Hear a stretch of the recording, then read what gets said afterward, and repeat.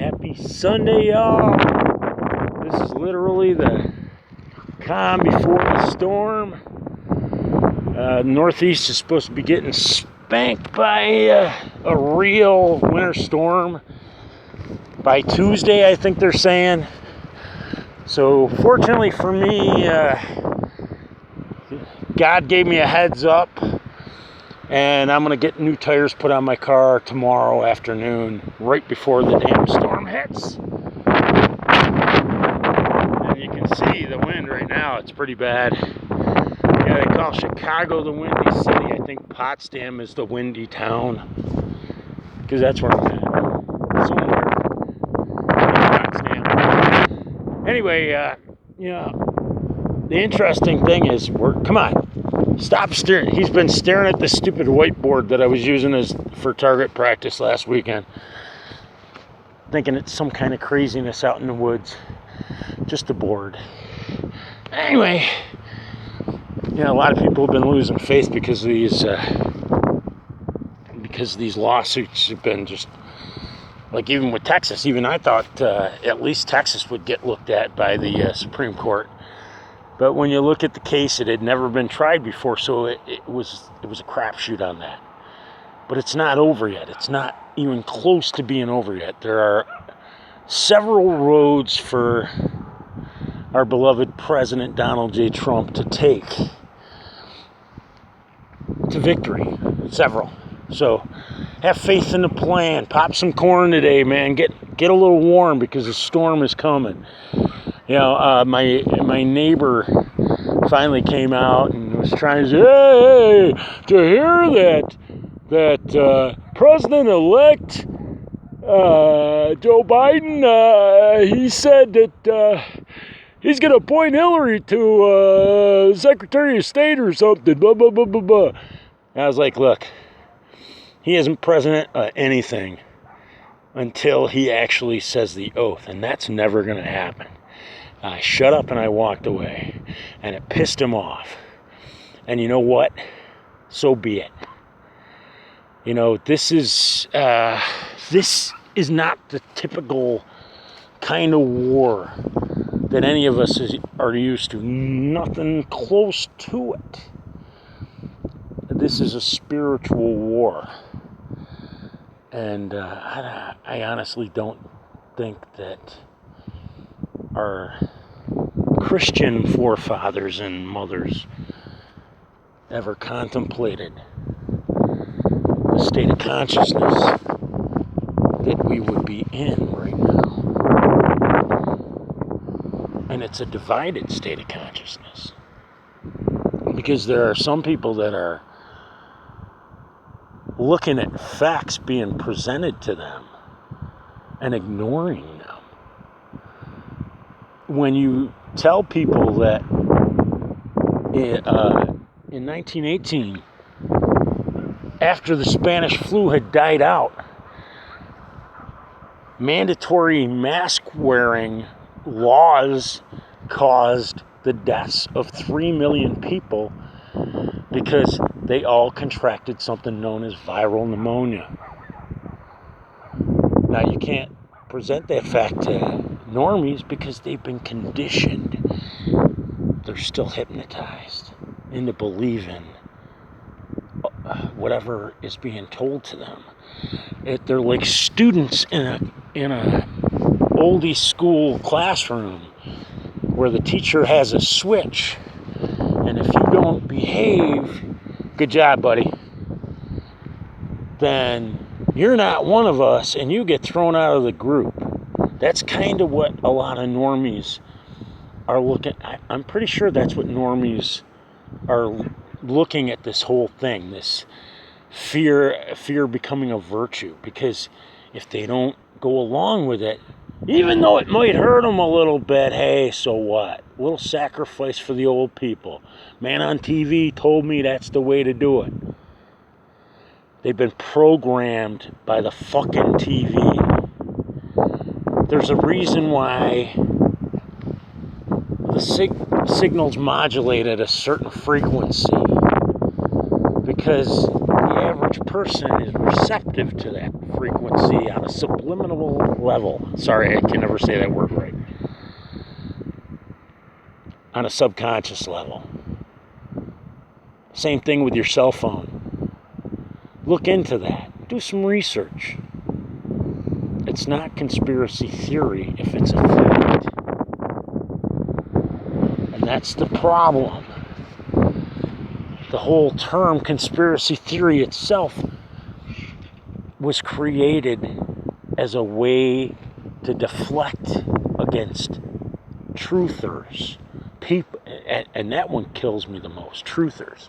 Okay, so that's another one of those derogatory terms that the left tries to throw at us and say, oh, you're nothing but a truther. Yeah, well, so I'm seeking the truth and that's a bad thing? You get my drift? Don't buy into the bullshit. This week it was an very interesting week. I was working with this one coworker quite a bit that didn't really care for me for the longest time that they had worked for the company. And she finally explained to me that she didn't like me because of who I was, and then came to respect me because she realized one day that I didn't give a shit what anybody thought about me as a person. And that in itself somehow provided her with respect for me. So we were able to communicate. See, that's the thing. Don't change yourself. Maybe that's why I was cursed as a kid by that homeroom teacher. I think her name was Mrs. I can't remember. Mrs. Spatafora, maybe. But she looked me in the eyes when she found out I was going in the Army and said, "Jimmy, whatever you do," it's a little Italian lady, "whatever you do, Jimmy, don't let anybody change you." So the guy that's been talking to you via this video is basically a 17-year-old kid trapped in the body of a fucking 58-year-old old fart. Yes, I did use the word old twice, because that's the way I feel some days. So what's my point to all this? Chill. Be who you are. Pray. You're a child of fucking God. When you realize that, when you start trying your best to live up to that by not harming kids or old people or animals. And if you're a guy, a woman, hey, we all need to hunt to live. It's keeping that skill set is essential to survival. If God forbid civilization should take a south journey. But nobody likes a dickhead that kicks a puppy or a cat, for that matter, unless the cat's being a douchebag. Then you can swat it. And no, I'm not kidding, because that's kind of the way I feel. I think the cats are kind of evil. Just live your life. Be a child of God. Help people out when you can. Don't be so focused on yourself, on your journey, that you can't lend a hand when you can. Hey God,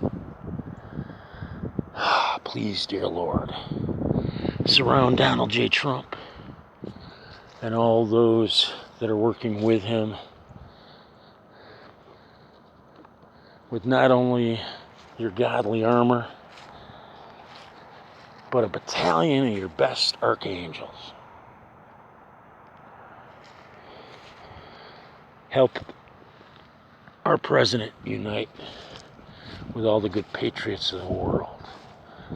The members of Q, the members of our military, all the members of our law enforcement, and especially the members of Vets for Child Rescue.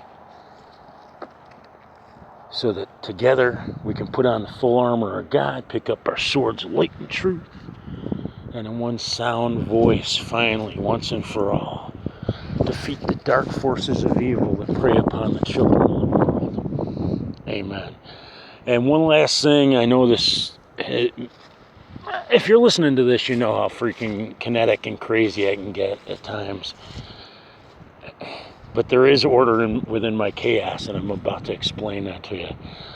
This week was also very productive for a short story I'm working on called, and it's the last one for that I'm finishing up for my book. So in theory, I could be done by the end of today. But it's called Elvira Stinger, The Evolution of the Dark Archangel. And it concerns human trafficking. And I'm just going to leave it at that. But this week, as I was coming into work, I had an amazing moment of clarity that I was able to see the changes I needed to make within my story to make it even better. And I've been working on it this past weekend on and off. I can't wait for you all to read it. Once I am done with this, I am going to announce right now that once I've cleared 10,000 copies in sales, and I'm not trying to be boastful, I'm confident. Once that happens, I'm going to start making donations to Vets for Child Rescue. And I hope that y'all support that organization, especially at this time of year. They are making a difference, and through them, we can make a difference. This is all about saving the children. This is a spiritual world war to save the next generation, our legacy, all of our legacy. And in saving those children, our legacy, at least in God's eyes, might be changed for the better. God bless. Stay safe. Later.